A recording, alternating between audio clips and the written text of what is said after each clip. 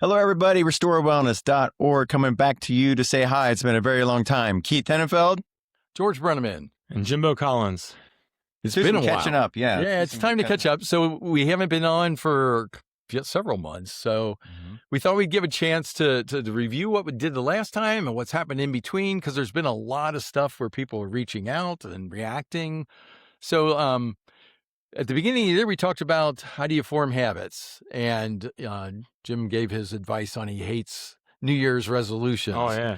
So, and that's actually something that I wanted to talk to you two guys. You guys have been really coming together. And so I thought I'd take a moment and say, hey, George, you're looking fantastic. You've been working directly with Jimbo, and we're seeing a lot of good results. He's going to be starring in Breaking Bad Part 2 coming up here in the near future. Yeah, Walter White. There we go.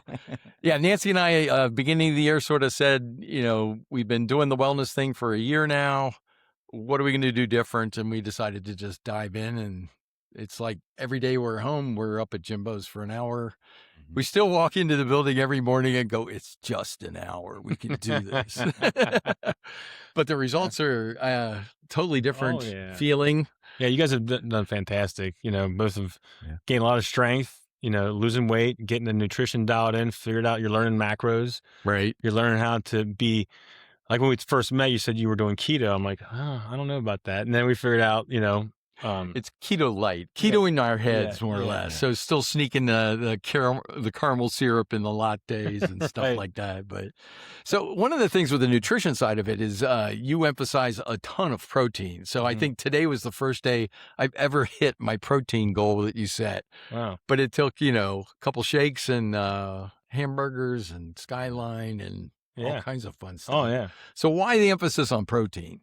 Well, I mean, protein is the building blocks amino acids are the building blocks of life, and that's what makes up protein. So it's crucial for the human body for a number of reasons. If you're going to be in training and fitness and doing resistance training, you have to have protein for healing and recovery. And the satiety part, having more healthy Not fats. being hungry constantly. Yeah, having more healthy fats and a protein-based diet has to be king for nutrition for everybody on all levels, pretty much, especially for active individuals if you're training and exercising and trying to get fit.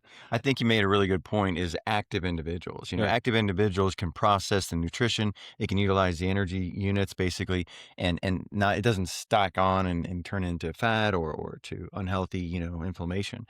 So activities, and that's what I love about what you're doing is that you're getting active, you're moving around, because retirement can do that to you. Retirement can really get you into these interesting ruts, and getting active is the vitality of life. Movement is the key to life. Sedentary is sedentary, as I say. And seeing that you guys are hitting the gym all the time is fantastic. And when I'm doing a lot of my patient consultation, the one thing that I'm saying is, what is your exercise doing?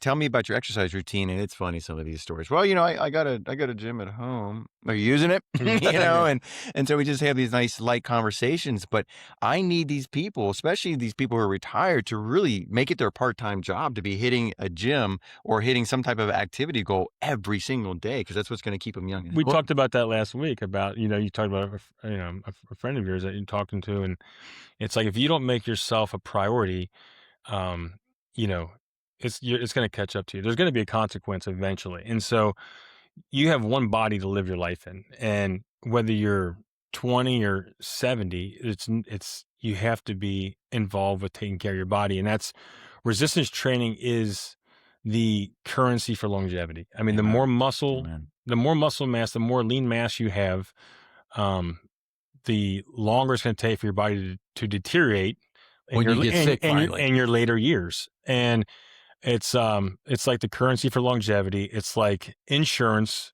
for your life. But it's also the beautiful thing about the more muscle you build and getting in shape and getting strong and healthy, but the more muscle mass you have, the more you can get away with, so to speak, right? So I tell people all the time, there's so many benefits to being on a low-carb diet, so many health benefits. But if you're an athlete and you have a lot of muscle, you need carbohydrates for performance. Carbohydrates are for performance and for movement. If you're a sedentary person, you need zero carbohydrates. If you're going to be an endurance athlete or a strength athlete, you need to have carbohydrates. And so the more muscle you have, the more carbs your body can use. Okay. But if you don't have any muscle yet and you're not in shape and you have a poor metabolism, you don't need carbohydrates. Or if you have a condition or a disease or you have inflammation, I mean, obviously there's a place a lot of places for having a low carb diet, but it's not something that you have to be afraid of. If the better in shape you get, the more muscle mass you have, the more carbs your body So can let's talk a actually little use. bit about that conversation. So if a friend of mine came up and said, George, I know you're talking about wellness a lot. What do you think of GLP-1s? And basically he wanted me to be able to tell him, yeah, it's okay to take them. And I'm kind of like, no, I think we're going to find out those are dangerous drugs. If you ever notice, a friend of ours is on GLP-1s, his shoulders look really, lean. There's no muscle anymore. There's no form to them. It's like they look like they're starving and there's no muscle You in the start looking body. like a melted candle or something. Right. Yeah, the GLP zombie look. But I also think, retatrutide is one of those new ones that are coming out, and they're not your typical GLP ones. They work in different modalities as well. But the standard Ozempics and such, they're basically taking and replacing discipline for a shot. And muscle is really what you use to break down fat, get rid of fat. And so these guys are just taking a shot and not even building muscle. So it's really not a great thing. And I also heard recently that it's also robbing people of their calcium at the same time giving them osteoporosis. Wow. So that's not a very unfortunate thing. So I'm not a big fan of GLP-1s unless you're in one of those 300, 400 morbid obesity situations where you need to get out of that window in order to even start moving. But if all you're doing is eating less of the same garbage, then I don't know that it's going to be a long-term benefit. I mean, it feels like it's just an excuse I'm not going to be sticking as many things in my mouth, but what I am sticking in is poison, just like it always has. Right. I mean, the weight loss drugs are basically helping your body immediately do what a fast would do. You're starting to cut off, Right. leptin signaling and ghrelin and the hormone signaling for satiety and hunger. And, you can achieve those things with prolonged fasting for therapeutic ketosis and weight loss or whatever a person's goal might be. But the problem with, you said, robbing a person of their calcium, but it also robs a person of the opportunity to develop their mindset, because we talked about this on the day one, is if you can train your mind and make certain choices and be disciplined, not temporarily motivated, but have discipline over motivation for a lifetime is how you're going to be successful with anything, right? But for health and fitness, for sure. So if you are taking a quick fix approach, like trying to buy a lottery ticket, you're really not going to win in the end, because you're not going to take the time to adapt and learn and develop like you are in your fitness journey. You're developing new mental habits. You're developing skills in the gym and outside the gym, in the kitchen. And you think about, your step count and your cardio and doing modalities, you're doing sauna therapy, all these different things that now your body, the body that you live your life in, is now a major priority to you. And if you take a shot or a pill and try to get overnight success, you're not going to develop that mindset. Well, and you're not going to develop the muscle that's really what you need in order to keep it long term. Well, And exactly. that seems to be the key. I am experiencing enough of it now. I mean, I'm definitely not, in your guys' shape, but I'm lifting more weight than I did when I was in college. Excellent. Wow, Easy. Really? Oh yeah, That's great. I've only weighed like 110 pounds in college. Wow. So you're do you have numbers game? You want to talk about numbers game for you? How things have been going from when you first started the wellness journey down to? Well, I hit plateaus all the time, mostly because I still get migraines, and when I do, certain foods are what help me. So starches, for instance, and carbs. So like last night I cheated again because the pains from the headaches. But from the muscle perspective, building the sauna, building some stuff that we've been doing around the house is no problem at all anymore. Excellent. I'm back to being able to, lift ladders with one hand. Mhm. So we're still Paleolithic man living in modern times, right? Like Right. Keith Yeah, said. that's a good way of saying Yeah. it. Yeah. Well, the other weird thing for us, I mean, we're both retired now, so we were just laughing the other day. Our first 5 hours out of bed are all preset.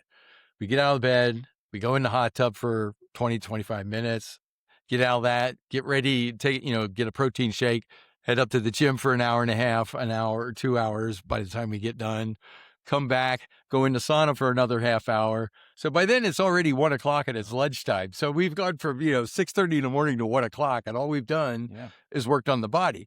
The beauty of that is the rest of the day is ours. And we just sort of sit around and go, okay, now what? Yeah, so for those people who are just listening, George went and got a really nice sauna that's on his back patio. It's huge. You can like bring your entire family in. Jimbo's got a sauna, so it's great. That way I don't have to buy a sauna. I got two great friends here to help me with the sauna. Yeah. So Redwood Outdoors is the brand, and it's I got a affiliate program with them, and they're a fantastic company. They build great saunas, and I convinced George to get one. He got the extra big one, and it's super nice. So it is nice. It's amazing. And again, so when we first started this, we were never hungry. And that even after the first 2 months of working out, I don't think we were ever really hungry. Now, by the middle of the day, end of the day, it's like, okay, it's time to eat. We whip out okay, what do we got room for today that we're going to try and eat? Tracking your macros, yeah. Oh, yeah. I like what you just said before. Your first morning of your day is completely planned out. And it's all dedicated to your health and to your body. And I mean, just hearing you say that, it makes me happy, because think about what a lot of people look and say, gosh, you put so much time into your workouts and into your, shopping for healthy foods and getting in the sauna and doing cardio, all these other things. But what else would you be doing with your time? Like you could be sitting down watching TV. I mean, you could be doing a lot of things with your time, but what is more valuable than the body you live in, right? Right. What could be taking priority over that? Well, and so at the beginning of retirement, our big thing was, okay, we've been saving for years to do a lot of vacations. So we've been doing a lot of vacations, and we sort of thought of it from the perspective of, okay, we only got like 5 more years we can do this. We'll be 72 then, it will be too tired, too old to do that.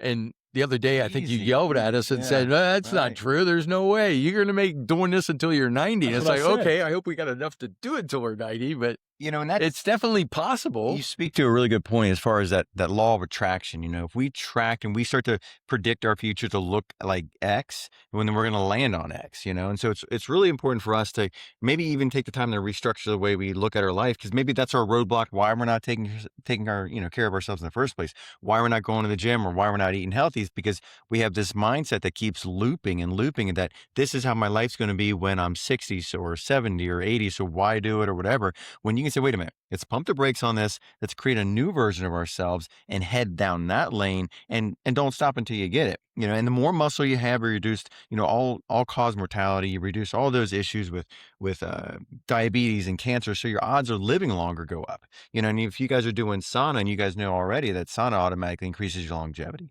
So putting all those pieces together, you are aiming at a trajectory that's going to give you health and wellness for your older years. You get to live in your older years vibrant and healthy and going hiking and doing all those wonderful things.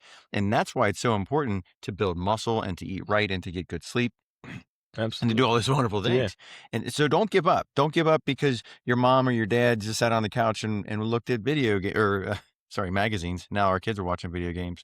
We're going after it. And I'm proud of everybody for doing that. Yeah. I mean, it's like, you're not trying to survive, you're trying to thrive. So many people, they think about, oh my gosh, when I get elderly, I'm going to be just trying to survive and just get by and just, not be miserable. But that's not the right way of thinking. Like we said, when I talked to you guys, I said, you guys have these timeshares, you got all this time. I said, you guys should be training right now, building up your physiques and your strength and your endurance and every bit of your fitness life, so that you can enjoy the rest of those years and travel and do those things. And you should look at it like, by the time you're 80, you should be able to do anything that you could have done when you're 60, and maybe even better, because you're going to have that much more training and fitness under your belt by then, It's been incredible. I don't think we'll be going back anytime soon. That's for sure.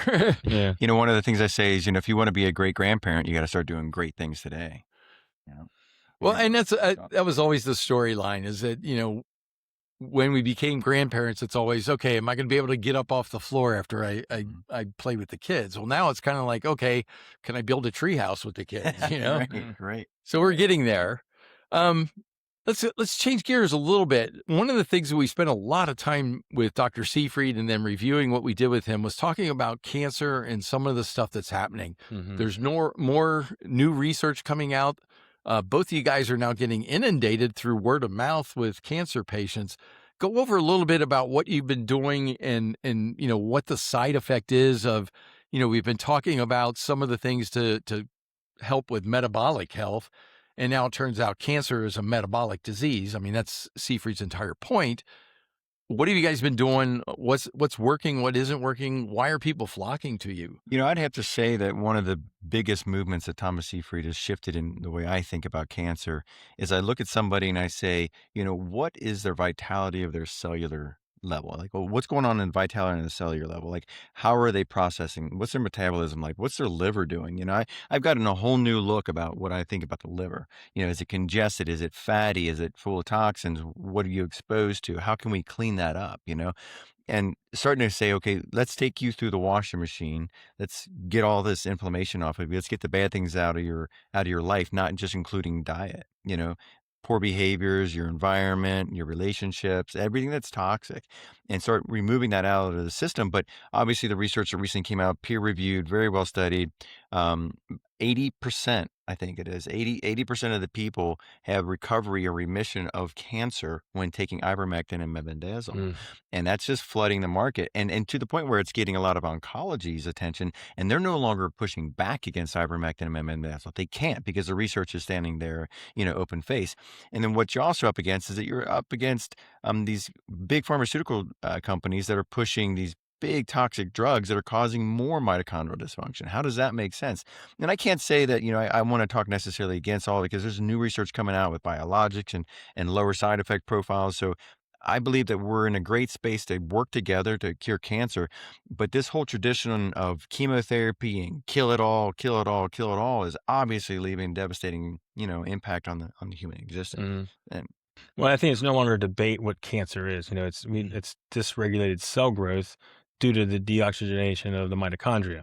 And so what damages the mitochondria? That's a lot of things. Right. Mental stress. Seed oils and mental stress. Mental stress, physical stress. I mean, we as as athletes, okay, physical training, anytime you put a demand on your body, you're causing some mitochondrial damage, which is part of being, you can't avoid it as a human being on planet Earth, but how do you negate the bad stuff and minimize it and know how to recover? And then once you have so much dysregulated cell growth and the mitochondria is so damaged, then that's when cancer thrives. And we know now that cancer can only survive on those two fermentable fuels, the amino acid glutamine and glucose. And so now we know, and like with Seyfried's 40 years of research proving that he's never one time ever seen a tumor that can survive without glucose and glutamine. Hasn't seen one, doesn't exist. So we know it's a fact now. It's not really a debate any longer. And what can we now know how to prevent and manage cancer. And that's the other, to go back to muscle was medicine, right? The more muscle you have on, the more you're going to suck down glutamine and glucose. It's not going to be free circulating in the system. Therefore, you're not going to have these free radicals just waiting to feed off of, off of these two fuel sources. And at the same time, you're getting great cellular turnover. So you're not going to get these old cells that are hanging out and becoming dysfunctioned, because your muscles are saying, you know what, I don't like you, I'm going to eat you. And that's where the prolonged fasting comes in with autophagy. And so putting those whole pictures together with good, clean eating, good muscular buildup, using ivermectin and mebendazole or mebendazole for stem cells, it's just fantastic, and it makes it kind of almost an easy game now. But what's also unique is my cancer patients are getting healthier. They're feeling better, even though they have cancer. They're actually feeling better. Well, because the metabolic problem is what's causing everything else. It's causing high blood pressure. It's causing all of the other issues with Alzheimer's and stuff. Well, I think I mentioned that in the gym like a few weeks ago. We were talking about, I said, I bet nobody in here, while they're weight training, while they're strength training, is thinking, hey, I'm doing this to prevent cancer. But they are, they are, you know what I mean? So you're working on preventing cancer by doing resistance training to build muscle.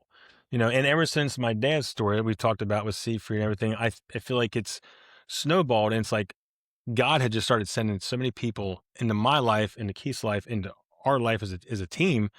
Every time I turn around, somebody else I know reaching out to me, hey, I heard about the protocols, you guys are doing, I've seen it, heard about your dad's success. And he was given a month to live about a year ago, and he's doing pretty well right now with stage 4 pancreatic cancer, and he's not even getting himself into ketosis. So I can't even get him to do the diet part, which is the most important part, but yet he is doing the supplement protocol. He's doing all the modalities. I got him doing hyperbaric oxygen therapy, red light therapy, sauna, of course. I got him doing vitamin C infusions. Keith has him on the ivermectin, the fenbenzidol. So with that stuff, he's doing all that right. But if he were to get in the ketosis full go, it would be a no-brainer. Cancer wouldn't have a chance if you were to put all those pieces of the puzzle together from what we see. And we got so many people coming in using the modalities. My dad's pleural effusion in his lungs. He had nodules all through his lungs. After introducing hyperbaric oxygen therapy, after a couple scans, they saw that the lung nodules are completely gone. Completely gone. Yes. And that's the O2, high pressure O2. The combination of everything, Yep. And so you're putting all the pieces of the puzzle together, but that was the one new thing that was added to the protocol. And it's pretty interesting that now you can't, there's no nodules left in his lungs. So and his Natera test came back last. Yeah, right? yeah. The stem cell treatment, the stem cell testing. Yeah, so we're making pretty good gains. Now there's some individuals out there that have a complicated cancer, very complicated cancers, and maybe they came to us late in the game, and it makes it a lot more difficult. And if anything, in those situations, we're prolonging, their life. They're feeling stronger and healthier during that time frame. And then at the same time, there's other doctors who will say, listen, your cancer is still there. We need to high dose your chemotherapy. Then that puts a whole...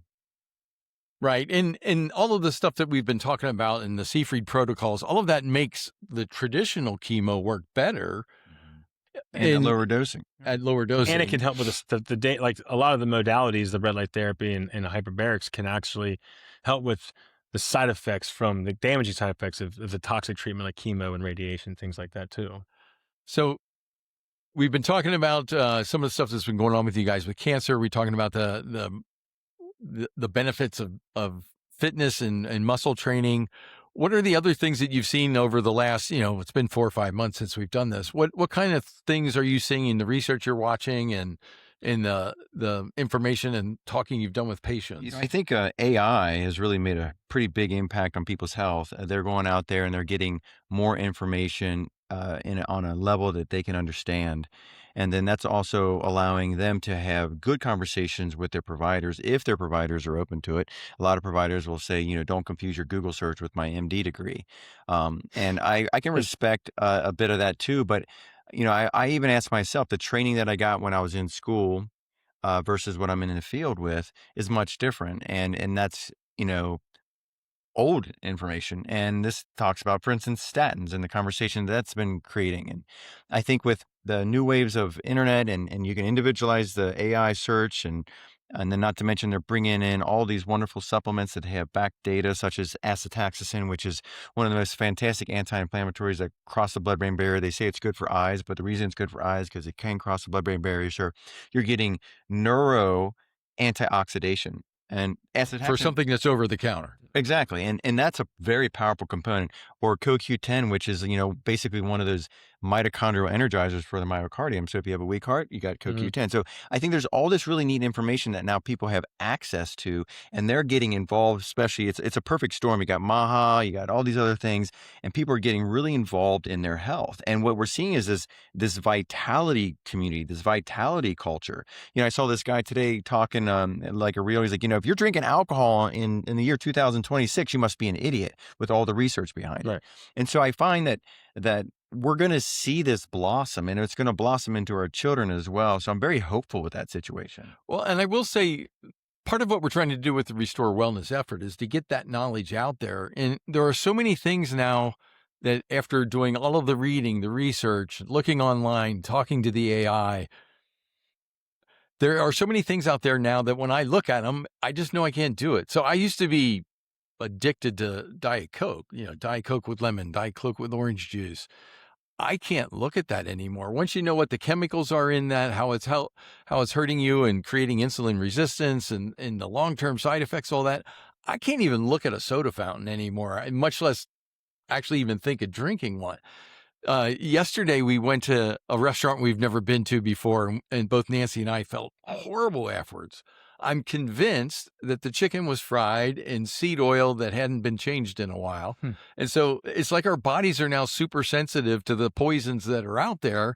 And if we don't if we let our guard down and they get in again, now we really can't even handle them because we haven't had them for so long. And that's a really good point. Fried food, I think fried food should be outlawed. I really do, especially with the fact that it's, high temperature vegetable oil, because vegetable oil, canola oil is very cheap. And, obviously you got these large vats that they're filling it up with, and it's cooked at high temperatures. They're carcinogenic right off the bat. And then we're putting our food into it, wrapped up in, probably flour and all the other stuff and salt. And you add that perfect combination. Next, you're eating pretty much poison. So I highly recommend no fried foods, no French fries, no French onion rings, or Even with lard, the steak and Not- shake phenomenon. that's a great thing. And now lard's a total different concept. If beef you're tallow, frying yeah, in the beef beef tallow tallow, and yeah. lard, then I haven't had that since it's been out. I haven't been to Steak and Shake. I don't know how it is. But then that goes. I back can't to look the at a point. milkshake anymore for the same reason. Right. But if you're not moving and burning and creating that energy requirement, you shouldn't be eating that type of high density, high calorie food anyway.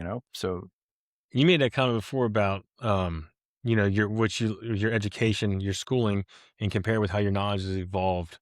And over the past 2 years, the deep dive and the research that I've been doing alongside you with all this cancer stuff, I've learned so much. But it makes me think about my niche and what I'm a professional at, and that's health and fitness technology as a lifestyle fitness coach and counselor. And all my years of helping people and coaching people and training people and transforming people with fat loss and muscle building and all these things. You know, my degree in health and fitness technology and nutrition, all those things, but all of my results or all the results that people have gotten through coaching, those are like my studies or like the research that's been done. Like these are, I know for sure what works because I've done it time and time and time again. So if the textbook says this over here, like if you look at the American Cancer Society website, it literally says on there that cancer is a genetic disease, it's the somatic mutation theory. Well, it's been debunked, but there's Right. no money in treating it otherwise. Right. That's the problem that we have. And so, And if I can add to that, Socrates, Hippocrates, all these early doctors, what did they do? They had access to observation. They observed someone dying in the street. They pulled him off the street. They put him on a table. They cut him open, and they made observations. And then they made kind of like, let's see what makes this work. Let's make that work. And it was observing the culture at the time, mhm, not observing culture from a long, long time ago and trying to apply it today. mhm. Diet has changed, environment has changed, all these things has changed. And so if you can adapt and keep open the possibilities of what's causing disease processes, you're going to be, I believe, on the edge of curing these people. And I think you make another fantastic point is that your data set of always learning. And unfortunately, I can't stop not learning. It's my job to always be on top of things so I can benefit my patients. But then you got other people, honestly, they're like, listen, I Don't want have to learn. I have PTS who are going through school. I don't want to unlearn another No. single thing. This is what I'm supposed to do, A, B, C, D, and you're out of my office in 6 minutes. Mm. That's not true in my office, just to let you know. But these offices, they have to turn them over in 6 minutes to get these DRG billings, and that is a shame. That is the most worst insurance scam that's not helping anyone in the healthcare field, and that's got to change. If we don't talk political, I mean, that whole infrastructure of healthcare and how they're making it, these patients got 5 minutes to get in and out of the door, and you have all these non-educated people doing all the real work. That's got to change. Well, and the observation is probably the best part of it. A lot of what's going on with what we've been talking about is actually getting back to stuff that, there was no such thing as cancer in the 40s and 30s because Yeah. everybody worked all day long outside moving around. So how's it genetic, right? Like right now we're up to 1 in 3 people have cancer. What Seifried said, the statistic is 70 people an hour die of cancer in the United States, 1,700 people a day.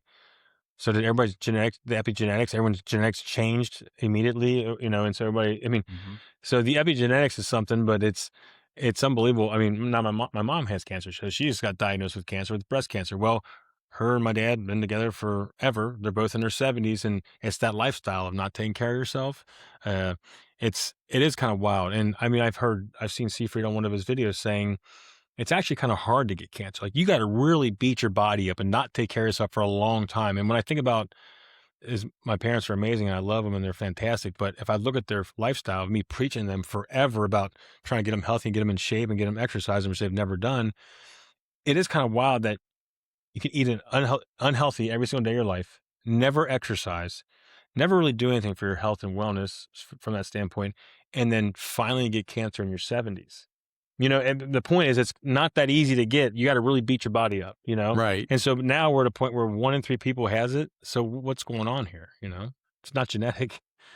So And this it's sort of also not personal. I mean, there's some opportunities where you get like a lot of chemical exposures, Right, glyphosate, and all that stuff that's coming from the like we Monsanto said, there's conversation. so many things that causes the mitochondrial damage, and a lot of things isn't your fault. It isn't always lifestyle, like you said. It can be things that are out of your control, exposure, and that's one of the things that we're learning now. So how do we control the controllables, right? Well, let's sort of wrap it up. I guess the big thing that seems to be the common thread through all of this is, we all went to school for college to get a degree. It took 4 years, took, in this case, tens and tens of thousands of dollars anymore nowadays. But you invested that 4 years to get a degree that may or may not be useful and is probably outdated by the time you get out for 10 years. How much time did you spend on keeping your body in shape? How much time did you spend, learning about what mitochondrial health is and how do I avoid getting cancer at age 70? What is it we can do to help people get to that first step of being curious about it, that they have to start learning more? They have to start, getting up and walking around after meals and stuff like that.